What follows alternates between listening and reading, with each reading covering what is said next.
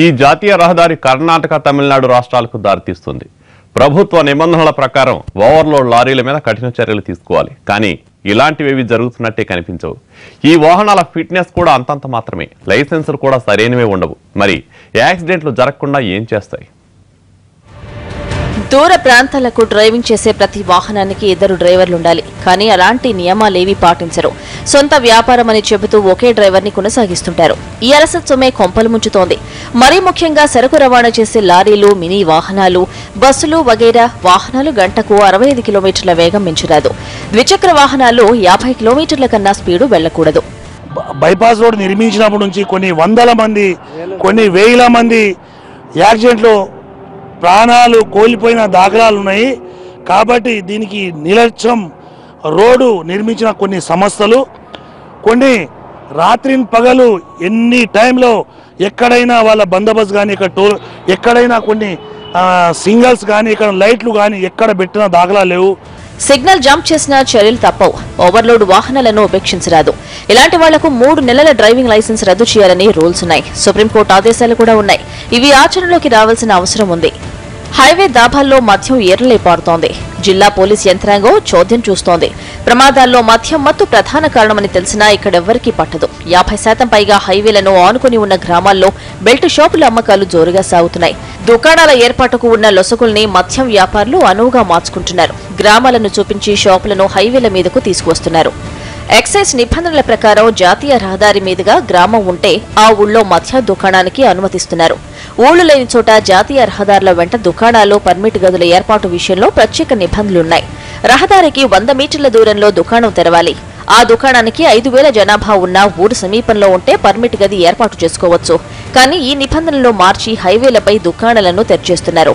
అర్ధరాత్రి వరకు మందు యథేచ్ఛగా దొరుకుతోంది. ఇక్కడ దాబాలకు వెళ్లే సమయంలో ఎదురుగా వస్తున్న వాహనాలను కనిపెట్టలేకపోవడంతో మరికొన్ని ప్రమాదాలు సంభవిస్తున్నాయి. కర్ణుడి చావుకి కోటి కారణాలున్నట్టు హైవే డైవేగా మారడానికి అన్నేసి కారణాలు. ఈ రహదారులకు దగ్గరలో ఎన్ని మద్యం దుకాణాలున్నాయి? బెల్ట్ షాపుల సమీపంలో మరేవైనా ఉన్నాయా? జాతీయ రహదారి భద్రతా మండలి ఆరా తీయాల్సిన అవసరం ఎంతో ఉంది.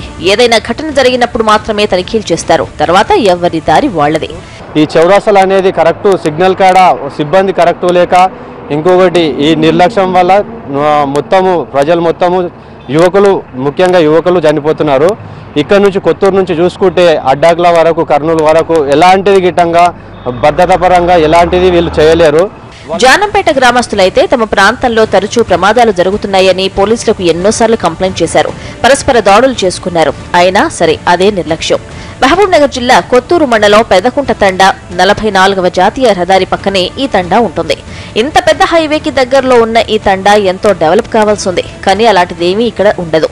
బెంగళూరు వైపుగా ప్రతిరోజు కొన్ని వేల వాహనాలు ఇటువైపు వెళుతుంటాయి. కాస్ట్లీ కార్లెన్నో జెట్ స్పీడ్తో దూసుకుపోతుంటాయి. తండాకు వెళ్లే దారిలో సరైన సూచికలు లేకపోవడంతో తరచూ ప్రమాదాలు జరుగుతున్నాయి.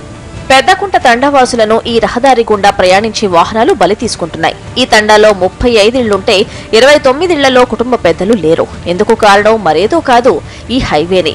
ఈ రహదారి మీద జరిగిన అనేక ప్రమాదాల్లో ఈ తండాలోని మగవాళ్లు గత కొంతకాలంగా చనిపోతున్నారు. కొత్తూరు మండలంలో రీసెంట్గా బండగుడ్డ తండా అని ఉంటుంది. నంద్యామ గ్రామ పంచాయతీ వస్తుంది. అక్కడ ఇంచుమించు మగవాళ్ళు అన్నటోళ్ళే కనిపించకుండా పోయారు. ఈ జిఎంఆర్ సంస్థ కరెక్టు నిర్లక్ష్యం వల్ల వాళ్ళ ప్రాణాలు కోల్పోయి వాళ్ళ కుటుంబాలు రోడ్డున పడి ఇలా విలపిస్తున్నారు. పెద్దకుంట తండా ఒకటే కాదు, థాన్సింగ్ తండా, కొత్తూరు తండాల పరిస్థితి కూడా ఇంచుమించు ఇలాగే ఉంది. జాతీయ రహదారి విస్తరించిన తర్వాత ప్రమాదాలు ఎక్కువ అవుతున్నాయి. ఈ 3 తండాల ప్రజలు ఏ పని మీద వెళ్లాలన్నా ఈ హైవే మీద నుంచి వెళ్లాల్సిందే. వేగంగా వెళ్లే వాహనాలను క్రాస్ చేయాల్సిందే. దీంతో అనుకోని విధంగా ఈ తండావాసులు ప్రమాదాలకు గురవుతున్నారు. మగదిక్కు కోల్పోవడంతో ఇక్కడ వితంతువులకు స్థానిక కంపెనీల్లో ఉద్యోగాలు ఇప్పిస్తామని ఎమ్మెల్యే, ఎంపీలు హామీలిచ్చారని అవేవీ తమను కాపాడలేకపోతున్నాయని వాపోతున్నారు ఇక్కడి వాళ్లు. అండర్ బ్రిడ్జ్, స్పీడ్ బ్రేకర్స్, వీధి దీపాలు, బైపాస్ రోడ్లు, ఓవర్కమ్ బ్రిడ్జ్లు నిర్మించాలి. ఈ రహదారి గుండా ఎన్నో గ్రామాలున్నాయి. గ్రామాలొచ్చినప్పుడు డ్రైవర్లు తమ వాహనాలను నిదానంగా నడపాలి. వాళ్లలో నడపాలంటే ఫలానా చోట ఫలానా గ్రామం వస్తుందని బోర్డు ఏర్పాటు చేయాలి. ఆ ఏర్పాట్లేవీ లేకపోవడం, డ్రైవర్లు ఇష్టానురాజ్యంగా బండ్లు నడుపుతుండటంతో ఇక్కడ తరచూ ప్రమాదాలు జరుగుతున్నాయి. నేషనల్ హైవే నంబర్ 44 డైవే నంబర్ 44గా మారకూడదంటే తగిన చర్యలు తీసుకోవాలని కోరుతున్నారు స్థానిక ప్రజలు. ఇకనైనా అధికారుల్లో ఆశిద్దాం. ఇది వాల్టి ఫోకస్. నమస్తే.